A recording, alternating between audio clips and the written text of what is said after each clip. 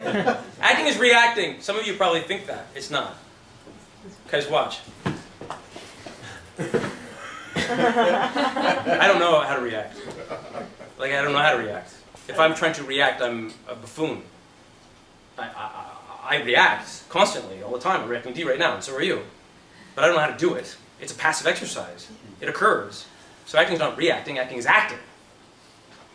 And then something happens. And acting, something happens. And acting. The reacting is a byproduct. So acting is reacting. You know, like now we're like, yeah, now we're like, you know, so vaudevillian theater. I told you I'm going to remove words from your heads. Don't ever react. It's a silly, silly thing. You don't. You do. But don't worry about it. It happens. Well, we're going to talk about that in a second. Anything else? Anyone? Does anyone know the Meisner definition? Living truthfully under an imaginary circumstance? Living truthfully under an imaginary... I studied with Meisner. Living truthfully under an imaginary circumstance is dead on, absolute, and that definition changed the world. In 1949. If you don't know that acting is living truthfully at this point, then you know, you need to listen to me very carefully, because we don't go... Natalie Portman's not acting artificially. We don't give Oscars to people who are faking it. We don't do presentational acting. We haven't done presentational acting for 30, 40 years.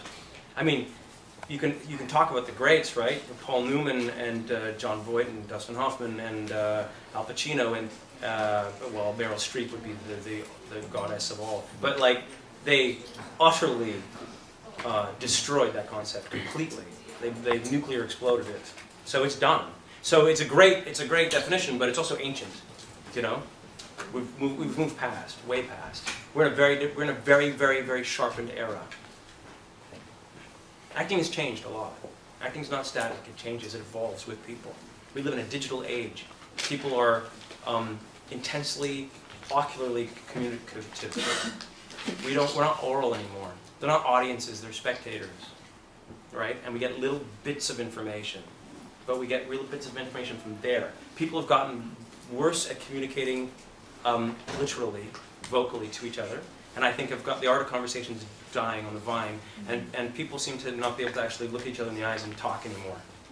But boy, can they recognize truth and false on a small screen in 8 minutes. You know? We've gotten tight.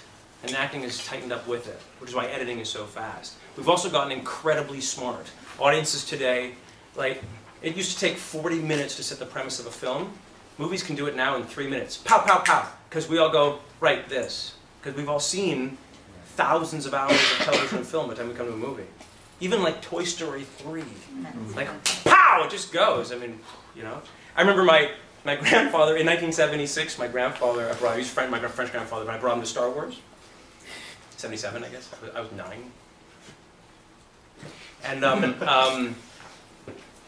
my grandfather, within the first about 3 minutes, I turned to him. He was like in his 70s, I guess. Was like having physical reactions to Star Wars.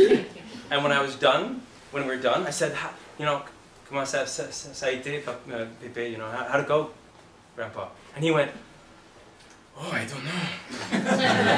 And he goes, I think I like it, but the white guys, were they good guys?